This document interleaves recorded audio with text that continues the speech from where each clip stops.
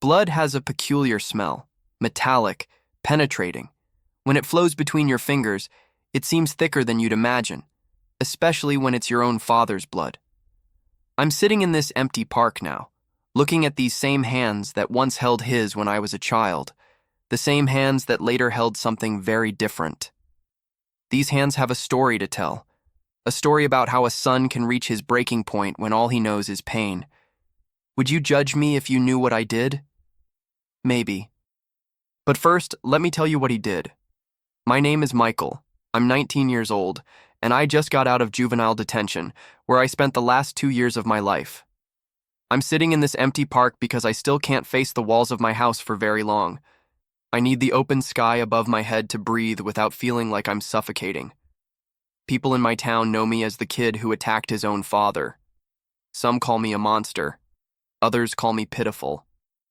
The truth lies somewhere between these two versions, as it always does. What I can say is that nobody really knows what happened in that house for years. Nobody except my younger sister, my mother, and him. I'm not here to ask for forgiveness or to brag about what I did.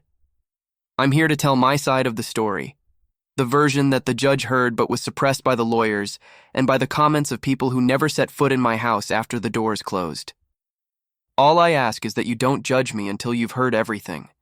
Until you understand that some scars don't show on the skin, but are so deep they change who you are. My father knew how to leave these invisible scars until the day I decided my sister wouldn't carry the same marks I did. Before continuing my story, I want to thank those who are listening. I know it's not easy to hear accounts like mine. If you've been through something similar or know someone who's living through this now, know that this story might help you understand you're not alone. And if you think you'll appreciate what I have to say, leave a like and stay with me, because what I'm about to tell will explain how a son who once loved his father can reach the point I reached. And believe me, what happened wasn't overnight. It was like a wound that slowly became infected until there was no option but to cut away the dead tissue. If you're new to the channel, don't forget to subscribe to Traumatic Accounts and ring that bell for notifications whenever I post a new story. Also, let me know in the comments where you're watching from. I'm always curious to know how far these stories reach. My childhood started like any other kid in the neighborhood. We had a simple house, but clean and organized, thanks to my mother, Claire. My father, Robert, worked as a supervisor at an auto parts factory. In the early years, I remember him coming home, throwing me up in the air and calling me champ. He had a wide smile that showed a broken tooth in front, the result of a fight in his youth that he proudly recounted. My sister Amy was born when I was 7 years old. I remember the day they brought her home from the hospital, so small she fit in the space between my father's elbow and hand. "You're the big brother now, Michael. You'll have to take care of her," he said, with a genuine pride in his voice that I would rarely see in the following years. The change was gradual, almost imperceptible at first. First came the complaints about work, then the smell of alcohol he brought when he came home later. The fights with my mother started small, arguments about bills, about dinner being cold, about the noise Amy and I made when we played. I was about 9 when I saw my father transformed for the first time. He arrived drunk, staggering through the hallway. My mother asked where he'd been, and something in her voice, maybe concern, maybe accusation, ignited something in him. He pushed her against the wall, shouting that he didn't owe her explanations, that the house was his, that he paid the bills. I was paralyzed in the hallway, hiding as I heard my mother cry and apologize. The next morning, he was normal, had breakfast, messed up my hair, and went to work as if nothing had happened. My mother had a purple mark on her arm that she covered with a long-sleeved shirt despite the heat. "Dad was just tired yesterday," she explained without looking me in the eyes. "Sometimes adults get stressed, but he loves us." It was the first of many excuses she would make for him. As the years passed, my father lost control more frequently. Alcohol became his constant companion, and his temper grew shorter. But the worst wasn't the shouting or even the occasional pushing. It was the words. Robert had a special talent for finding your insecurities and turning them into weapons. With me, it started when I had to repeat 5th grade. I already had difficulties with math, but the tension at home made it impossible to concentrate on studies. "Look at you. he said on the night he saw my report card. A complete idiot, just like your uncle. You'll end up working as a garbage man, too. When I tried to explain that I needed help with my studies, he laughed. Help? Only weaklings need help. Is that what you are, Michael? A weakling. My mother tried to intervene, to say she would help me with my lessons, but he cut her off. Don't interrupt me when I'm teaching my son. He needs to learn to be a man. Over time, I learned to become invisible at home. I'd come from school and go straight to my room. I made as little noise as possible. I tried to get better grades, not to learn, but to avoid his wrath. Amy, being younger, still didn't understand. She ran, played, made noise like any child. And sometimes that awoke the beast. When I was 14, I tried talking to the school counselor. I told her, without many details, that my father got angry sometimes. She asked if he hit me. At that time, he rarely used physical force. He didn't need to. His words were enough to destroy me. So I answered no, and she smiled with relief. All parents get angry, Michael. It's part of raising children. I'm sure he just wants the best for you.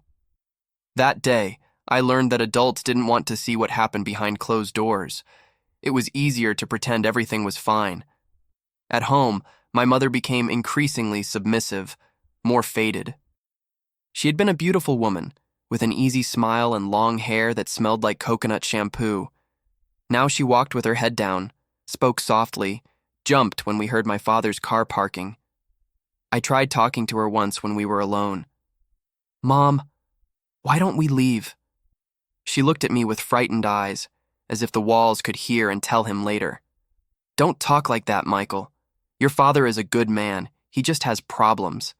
We have nowhere to go, son, and he's your father. As if the title of father justified everything, as if the wedding ring was a chain that bound her to that life. If you're finding this story helpful or if it resonates with you, please hit that like button. It helps the algorithm share this with others who might need to hear it. And remember, the Traumatic Accounts community is here to support you. You're never alone in your experiences. At 15, I began to feel something different growing inside me. It wasn't just fear anymore. It was anger. Anger when he humiliated my mother in front of visitors. Anger when he called me useless because I didn't understand how to fix the car as he tried to teach me. Anger, especially when he made Amy cry. Amy, at 8 years old, began developing a stutter. Doctors said it could be anxiety. My father said it was attention-seeking. When she stuttered during dinner, he cruelly imitated her, making her cry and withdraw even more. On a particularly bad night, I heard him yelling at her for spilling juice on the couch. I went to the living room and saw my sister huddled in the corner, trembling. Daddy, it was an accident, she tried to explain between sobs. Daddy, he mocked with a cruelty that froze me. Learn to speak properly, stupid girl. Something inside me wanted to step forward, protect her, but the fear was still greater. That night, Amy came to my room and slept in my bed, crying softly until she fell asleep. I promised myself that one day I would get her out of there. One day, when I was strong enough. In the following years, I developed a dual personality. At school, I was quiet but polite. I maintained average grades, had some friends, played football. No one suspected what was happening at home. Inside, I was a shadow, a ghost moving along the walls trying not to be noticed. At night, sometimes, I dreamed. I dreamed that I grew strong, that I confronted my father, that I protected my mother and Amy. I woke up sweating, heart pounding, feeling guilty for wanting to hurt my own father. Guilt and anger mixed, corroding me from within like acid. I began having anxiety attacks, isolating myself more. My few friends stopped inviting me out. My world increasingly reduced to the walls of that house, to the constant fear and growing anger I didn't know how to control. At 17, I was no longer the frightened child from before. I had grown. I was almost my father's height. Physically, I could confront him, but years of psychological abuse had taught me to bend, to bow my head, to swallow the anger, until that night. The worst thing about psychological violence is that it doesn't leave visible marks. There's no way to go to a hospital and show how it hurts when someone destroys your soul, word by word. If I showed you my body, you wouldn't see scars. Not many, at least. But if you could look inside my head, you'd see a battlefield. My father had special ways of destroying us, techniques refined over the years. With my mother, it was constant humiliation. "Look at this food. Not even a dog would eat this," he would say at dinner, sometimes throwing the plate away. "Or have you seen Steve's wife? Now that's a woman who takes care of herself, not a slob like you." With me, it was comparisons and constant reaffirmation of my inadequacy. "Greg's son is already working and buying a motorcycle, and you're here good for nothing." Or, "You think you're going to be somebody in life like this? You're not even good enough to carry my toolbox." With Amy, it was different. When she was younger, he still maintained a certain facade of a loving father. He brought her occasional presents. He called her princess when he was in a good mood, but as she grew and developed her own personality, and especially after the stutter began, the mask started falling.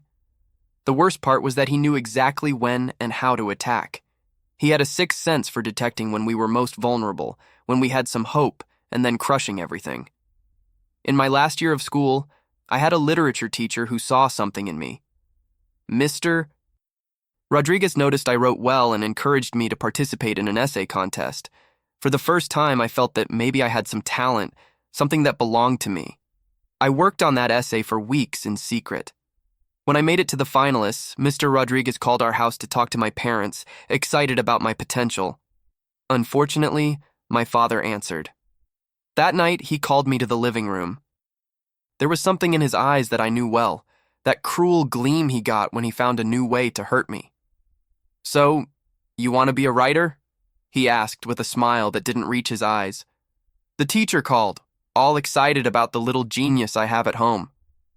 I remained silent, knowing any answer would be used against me. "Let me tell you something about real life, son," he continued, pouring himself another glass of whiskey. "Writers starve to death. They only serve to entertain those who actually work." He took a long sip. "But let's see this masterpiece." I hadn't brought the essay home precisely to avoid this. "It's at school," I lied. "Too bad," he said, not believing me. "You know what I think? I think your teacher feels sorry for you. He probably saw that you're a loser and decided to give you a consolation prize." The words hit exactly where they should. The doubt he planted grew in me like a weed, suffocating any confidence I might have developed. The next day, I didn't attend the contest finals. Mr. Rodriguez tried to talk to me afterward, but I avoided him. It was easier to give up than risk discovering my father was right. The worst part of this kind of abuse is how it infiltrates you, becomes part of your thinking. Even when my father wasn't around, I heard him in my head, criticizing, mocking, destroying. It was like carrying my own executioner inside me. As Amy grew, entering pre-adolescence, I noticed changes in her too. The happy girl who once ran through the house singing now moved silently, like a small ghost. Her stutter worsened whenever our father was nearby. She developed the habit of biting her nails until they bled, and sometimes I found scratch marks she made on her arms. One afternoon, when we were alone, she showed me a drawing she had made at school. It was a house with a family, but the father was drawn all in black with pointed teeth like a monster. "The teacher was worried about my D-drawing," she told me. "She asked if something was wrong at home." I felt a chill down my spine. "What did you say?" She shrugged, her eyes avoiding mine. "I said it was just a nightmare I had." I hugged her tightly at that moment, feeling her small body tremble against mine. "One day it will get better, Amy, I promise." It was an empty promise, and we both knew it. How could it get better? If this story is helping you or someone you know, please share it. Sometimes knowing we're not alone in our struggles is the first step toward healing. And don't forget to subscribe to Traumatic Accounts for more stories that shed light on the darkest corners of human experience. My mother was increasingly emotionally absent, as if a part of her had simply given up on living. She took medication for her nerves that left her apathetic, distant. Sometimes she took extra shifts at the supermarket where she worked as a cashier just to stay away from home. One night, I saw my parents arguing in their bedroom. My mother, in a rare moment of courage, mentioned divorce. The noise that followed was something breaking. I later learned it was the closet mirror where he punched inches from her face. "You're not going anywhere," he roared in a voice that reverberated throughout the house. "This is my family, my house. You think you're going to take my children? I'll destroy you before that happens." That night, I heard my mother crying for hours.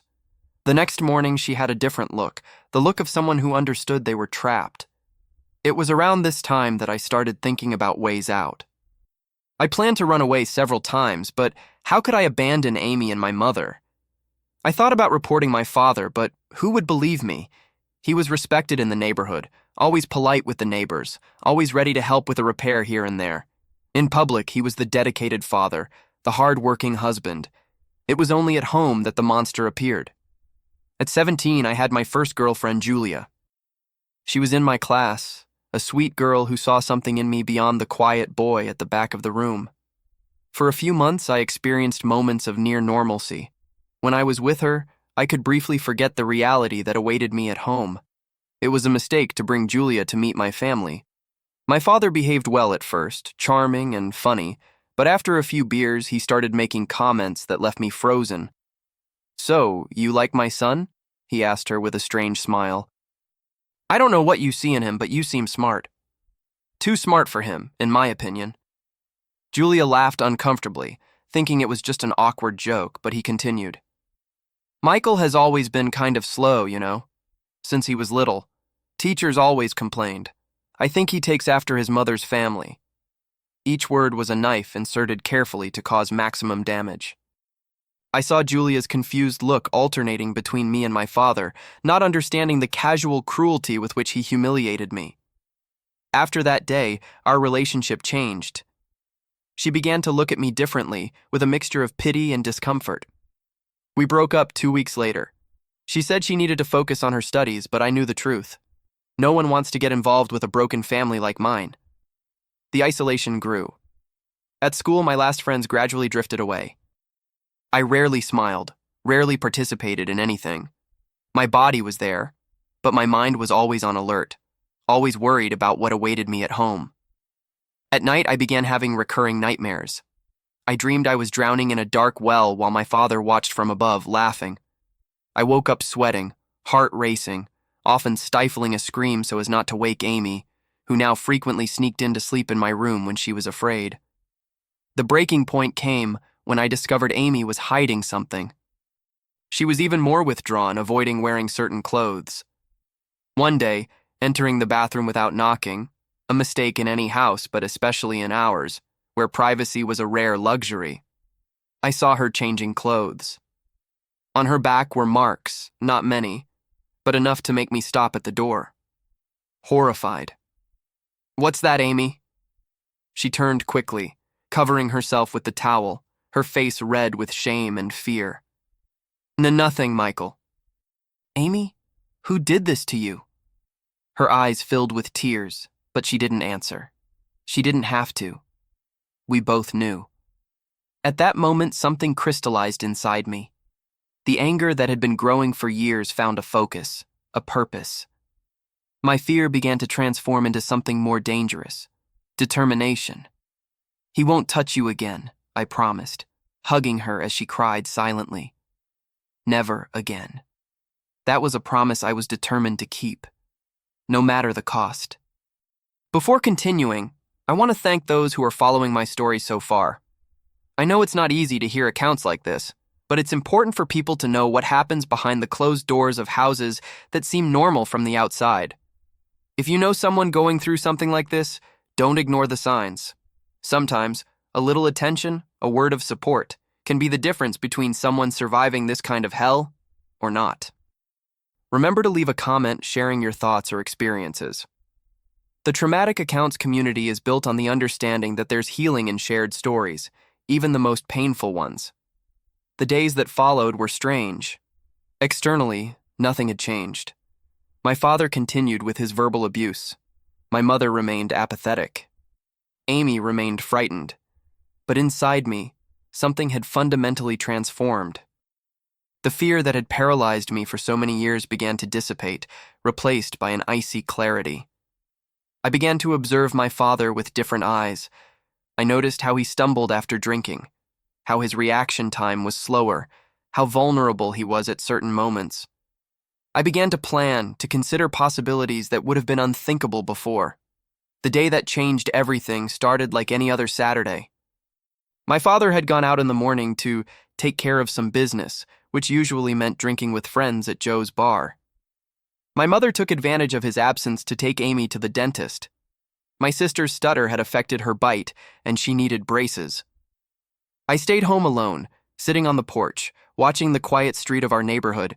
Simple houses, some children playing, a dog barking in the distance.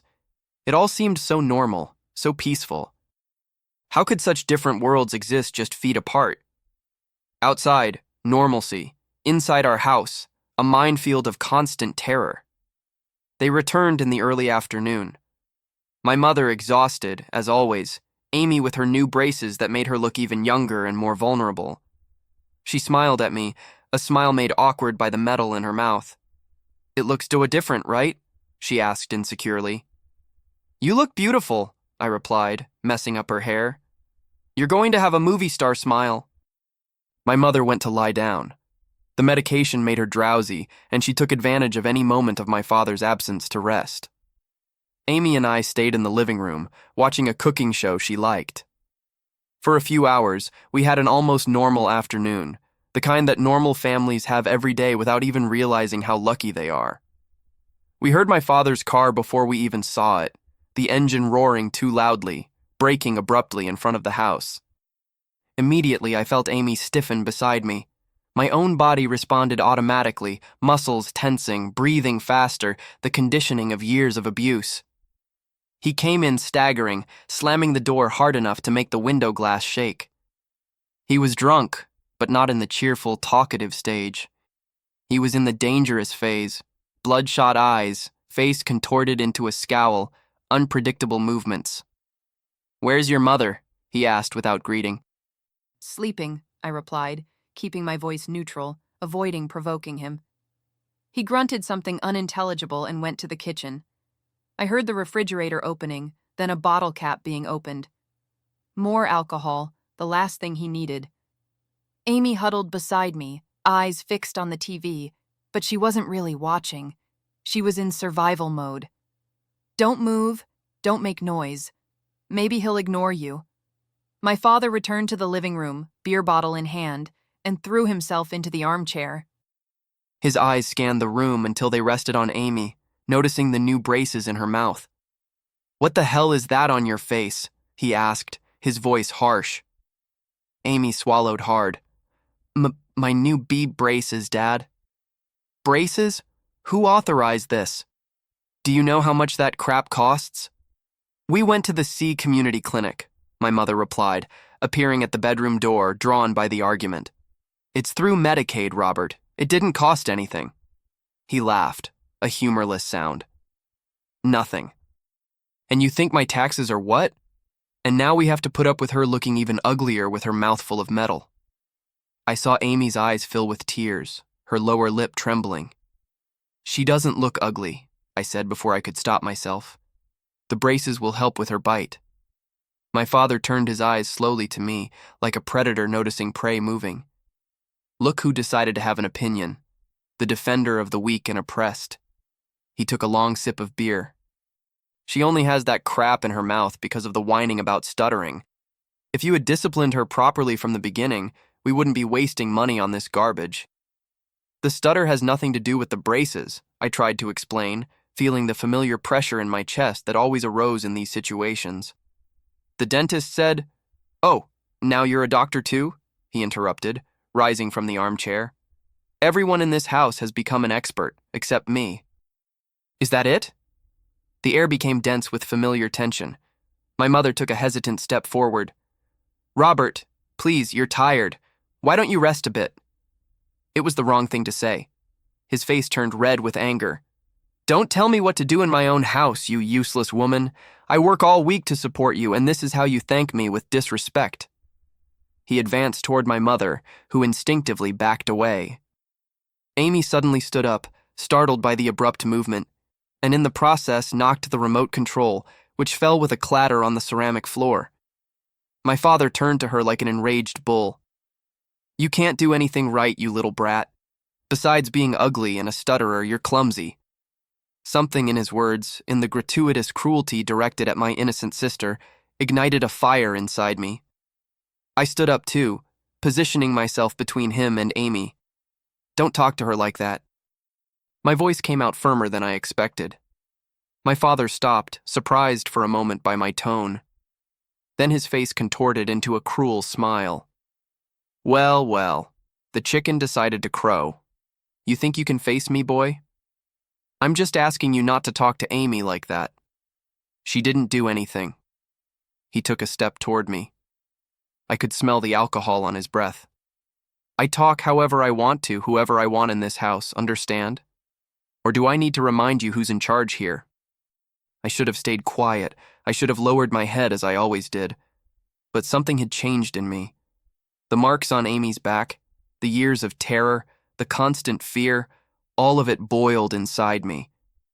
"You're only tough with women and children," I said, the words coming out before I could contain them.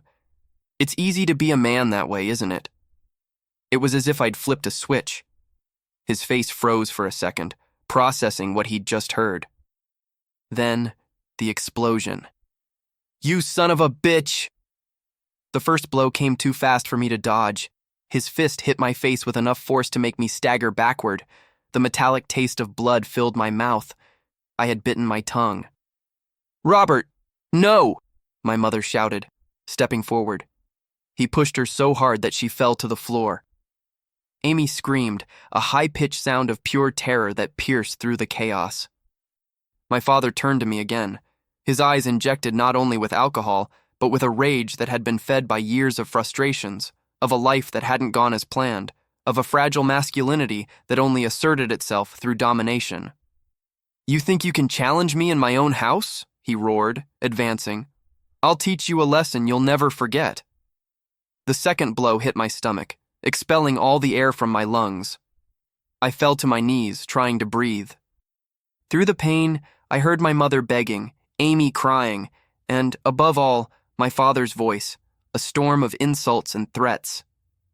"Always been weak, useless. Should have abandoned you when you were born." He pulled me by the hair, forcing me to look up at his face contorted with hatred. He prepared another blow, and at that moment something inside me broke, or perhaps it fixed itself. In a movement I didn't even plan, I dodged the blow and pushed his chest with all the strength I could gather. He staggered backward, surprised by the resistance, and hit against the bookshelf. Some objects fell, including a heavy metal photo frame. Our last happy family photo, ironically. For a moment, there was a surreal silence in the room. My father looked at me with a mixture of shock and renewed fury. Never in all those years had I fought back. "Now you're dead," he said, his voice low and threatening. He bent down and picked up the fallen photo frame. The heavy metal frame gleamed in his hand like a weapon. He advanced again, and I knew at that instant that he wouldn't stop. There would be no limits this time. What happened next remains as flashes in my memory, like scenes from a movie I watched a long time ago. I remember his movement toward me. I remember Amy screaming. I remember my mother trying to get up. And I remember my body responding by instinct, no longer controlled by fear, but by the basic need for survival. When he raised his arm to hit me with the photo frame, I grabbed the first thing I found, a bottle opener that was on the coffee table made of heavy metal, with a sharp point to pierce caps. There was no planning, no deliberate intention. It was as if my body knew what to do before my mind could process it. When he advanced, I advanced too. The tip of the opener found his abdomen with an ease that still haunts me. The initial resistance of the skin, then the sensation of puncturing, and then the warmth of blood on my hands.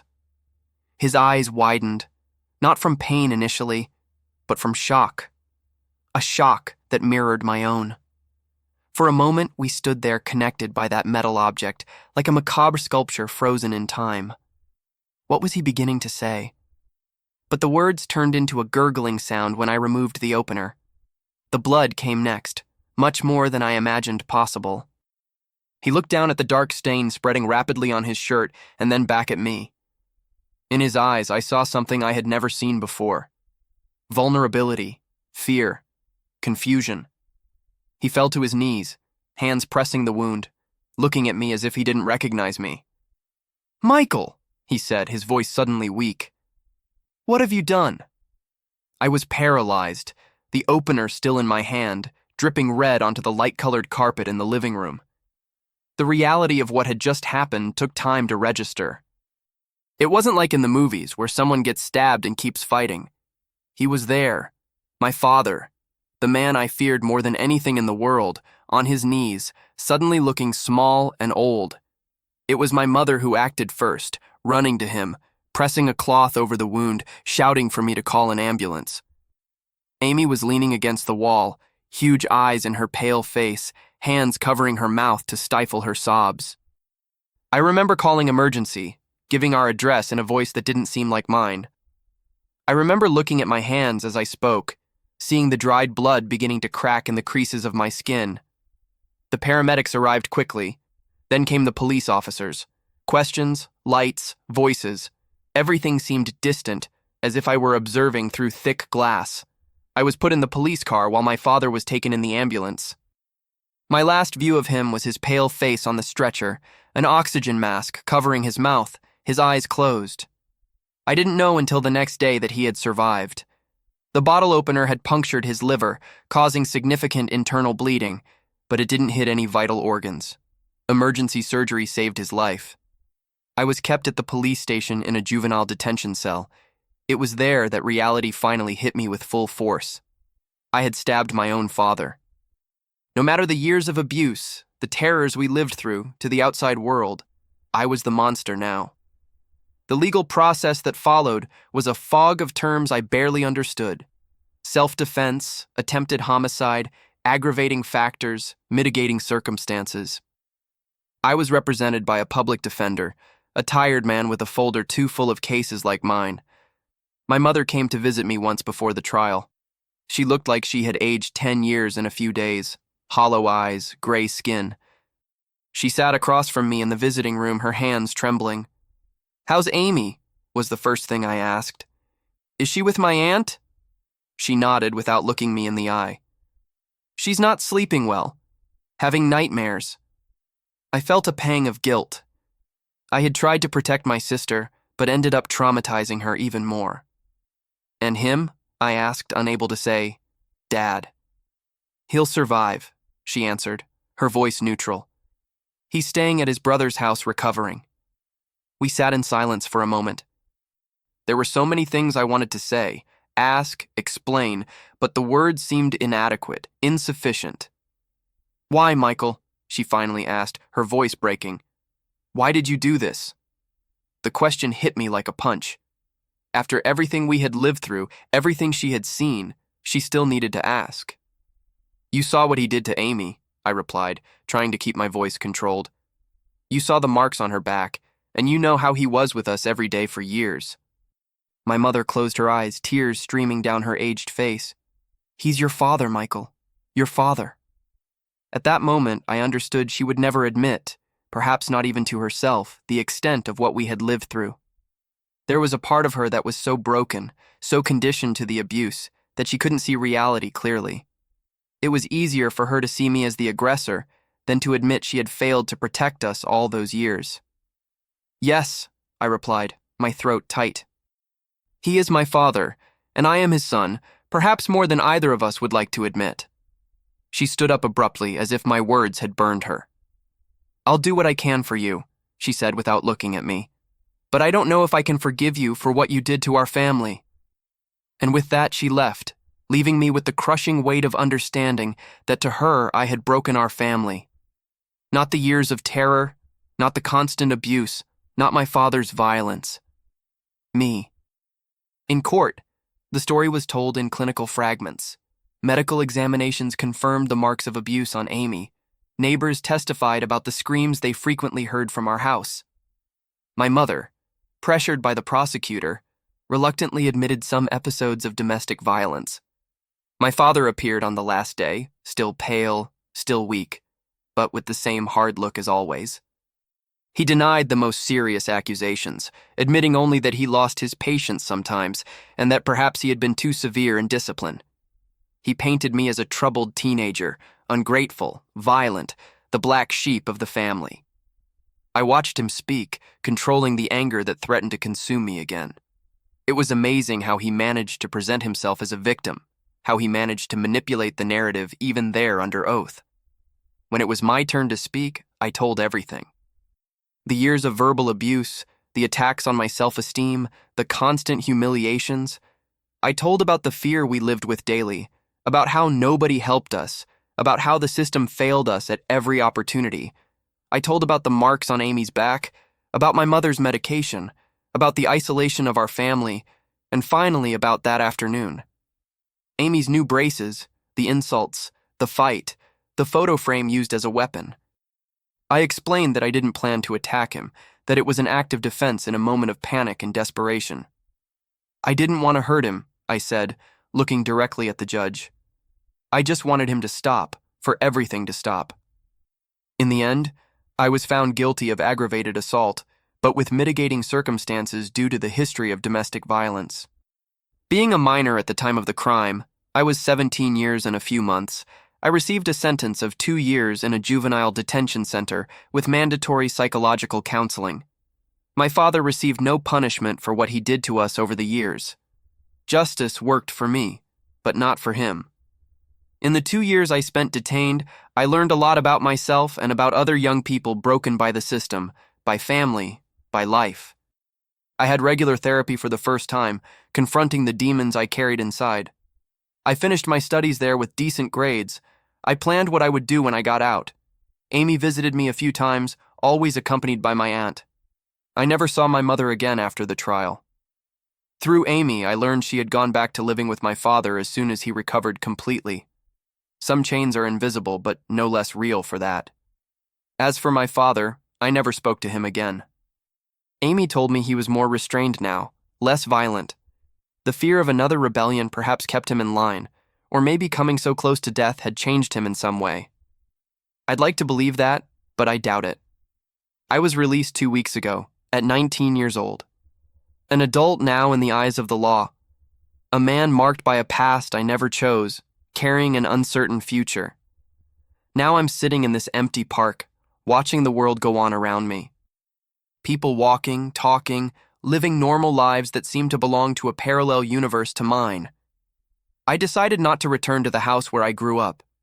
Some bridges, once burned, should not be rebuilt. I'm temporarily living with a distant uncle, my mother's brother, who always suspected something was wrong but never interfered. Like so many others, he preferred not to get involved. Now, perhaps moved by belated guilt, he offered me a room in the back of his house and a job in his auto repair shop. It's not much, but it's a start. A place to sleep, food on the table, minimum wage, enough to save while I decide what to do with the rest of my life. In detention, I discovered I liked to write. I started with a journal recommended by the psychologist and evolved to short stories, occasional poems. Words on the page gave me control I never had in real life. I think about maybe taking a technical course, then perhaps college for journalism or English. These are distant dreams, but for the first time, I have permission to dream them. Amy is better. Her stutter improved significantly with therapy, although it still appears when she's nervous. She comes to visit me on Sundays, when our father goes fishing with his friends. We bring food, sit in this same park, and talk about normal things. Her studies, her friends, the boy she likes at school. Moments of normalcy that I value more than I can express. She asked me once if I regret what I did. It's a complex question that I'm still trying to answer for myself. Do I regret traumatizing my sister that way? Yes, deeply. Do I regret hurting my father, almost taking a life? Also, as complicated as it is to admit, violence is never the answer, they say. But what do you do when you've tried all the other answers and no one listened? Do I regret finally defending myself, putting an end to the cycle of abuse? No, that's the uncomfortable truth I carry with me. If I could go back in time, I would do it differently. I would seek help earlier. Maybe I would run away with Amy, find a less drastic solution, but I would not allow us to continue living in that hell day after day. If you're finding value in these stories on the Traumatic Accounts channel, please hit that subscribe button and turn on notifications. Your support helps us reach more people who might be suffering in silence. The system failed us at every step of the way. Teachers who saw the signs but didn't interfere. Neighbors who heard the screams but turned away. Overworked social workers who didn't investigate thoroughly. A society that romanticizes family at any cost, even when that family is slowly killing its members, day after day. I'm not here to be celebrated as a hero or condemned as a monster. I'm here just to tell my story, so that perhaps somewhere, someone who is living what I lived will see they are not alone, so that perhaps somewhere a teacher, a neighbor, a friend will see the signs and do something before it's too late. The psychologist at the detention center once told me that breaking the cycle of violence is like diverting the course of a river. It requires tremendous strength and unwavering determination, but once done, the waters will never flow the same way again. I am determined to break this cycle. I will not be like my father. I will not repeat his mistakes. I will not channel his anger. I will not perpetuate his pain. I visit the grave of my childhood every day. Not a literal grave, but the remains of what could have been a normal family, a normal life. I mourn for the boy I was, for the man my father could have been, for the mother my mother could have been if she wasn't so broken inside. The future is a blank page now. For the first time, I have the pen in my hand. I don't know exactly what I'm going to write on it, but I know what I won't. I won't write a story of violence, of fear, of power used to hurt the weakest. If there's a lesson I've learned, it's that we are more than our worst moments, more than our worst actions, more than the worst acts committed against us. We are the sum of our choices, and each day is a new opportunity to choose differently. For those going through what I went through, my message is simple. Seek help, speak up, don't isolate yourself. There are people who will believe you, even if the first ones don't. Don't wait until violence seems like the only way out. And for those who know someone who might be living in the silent hell of domestic abuse, don't ignore the signs. A moment of courage, of intervention, can save not just one life, but future generations. Don't forget to leave a comment below sharing where you're watching from. It means a lot to know how far these stories reach and how many lives they touch. The Traumatic Accounts community spans across the country, and we're stronger together. Today, when I look at my hands, I sometimes still see my father's blood. It's not really there, of course, but the memory remains. What comforts me is knowing that these same hands can build instead of destroy, can right instead of hurt, can hug my sister and show her that not all men are like our father. The sun is beginning to set in this empty park, casting long shadows across the concrete. Soon, I'll return to the room in the back of my uncle's house. I'll write a few more pages in my journal and try to sleep without nightmares. Tomorrow will be another day, a day when I can choose to be better than I was taught to be. If you've watched this far, thank you for the courage to hear my story. Not all scars are visible. Not all monsters have fangs. Sometimes the worst demons live at home, using the title of family as both shield and weapon. May we all find the strength to face them, preferably before it's too late. Thank you for listening. This has been a Traumatic Accounts story. If you or someone you know is experiencing domestic violence, please reach out to the National Domestic Violence Hotline at 1-800-799-7233. Remember to like, subscribe, and share this video if you found it meaningful. Your support helps these stories reach those who need to hear them most.